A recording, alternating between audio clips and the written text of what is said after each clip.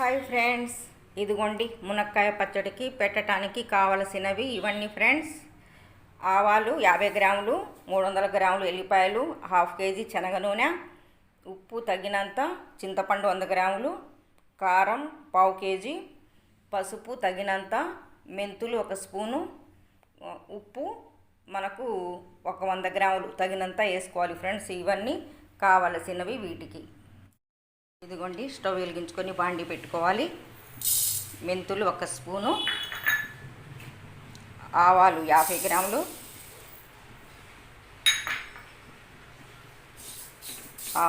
గ్రాములు, ఇవి దోరగా వేయించుకోవాలి ఫ్రెండ్స్. ఆ తర్వాత చింతపండులో 1 1/2 లీటరు, 1 పావు లీటరు వాటర్ వేసుకొని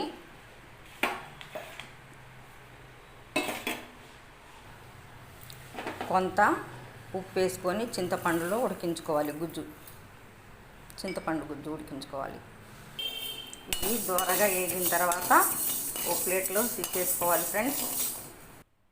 ఆ తర్వాత ఇలా ఎల్లిపాయ కారం మిక్సీలో వేసుకుంటే పచ్చడిలో ఎల్లిపాయ కారం వేస్తే మంచి స్మెల్ ఉంటుంది ఫ్రెండ్స్. ఇది మిక్సీ పట్టేసుకుంటా. ఇందులో కూడా కొంత సాల్ట్ వేసుకొని మిక్సీ పట్టుకోవాలి ఫ్రెండ్స్. ఇదిగోండి ఫ్రెండ్స్, బాండి కాగినాక ఇలా ఆయిల్ వేసుకోవాలి.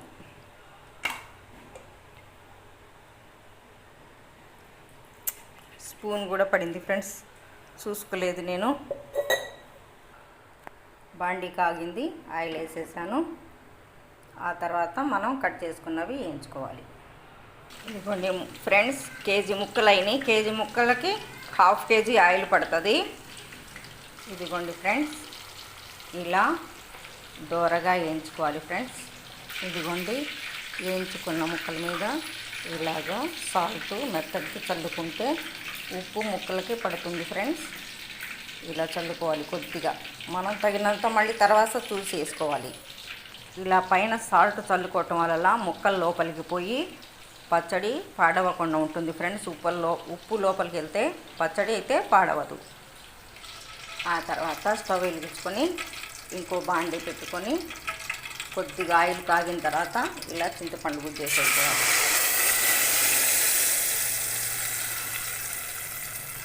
చింతపండు గుజ్జు వేసేసుకొని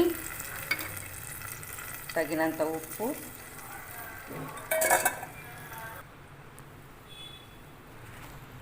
పసుపు తగినంత వేసుకోవాలి ఫ్రెండ్స్. ఇదిగోండి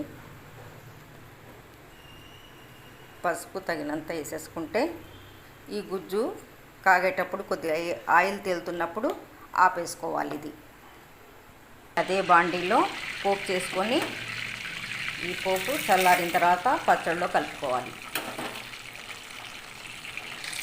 ఇదిగోండి ఫ్రెండ్స్, పోపు వేగిపోయింది. చల్లారిన దాకా ఇది పక్కన పెట్టేసుకోవాలి.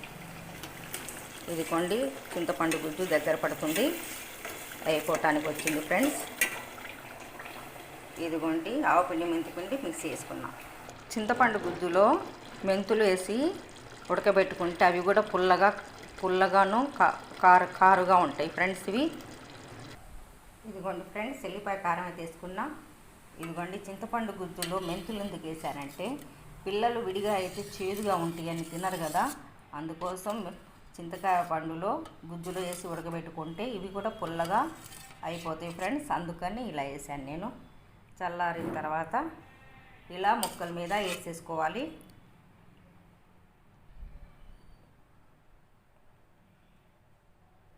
ఇదిగోండి సరిపడా ఆవపిండి మెంతిపిండి కూడా వేసేసుకోవాలి. ఇదిగోండి పోపు కూడా ఇలా వేసేసుకోవాలి. పోపు కాగబెట్టింది కూడా. ఇదిగోండి ఆయిల్ ఇలా వేసేసుకోవాలి. సరిపడా ఆయిల్ వేసుకొని ఒక రోజంతా ఉంచేసి గాజు సీసాలో స్టోర్ చేసుకోవాలి ఫ్రెండ్స్. ఇదిగోండి ఫ్రెండ్స్, కొద్ది చల్లారిన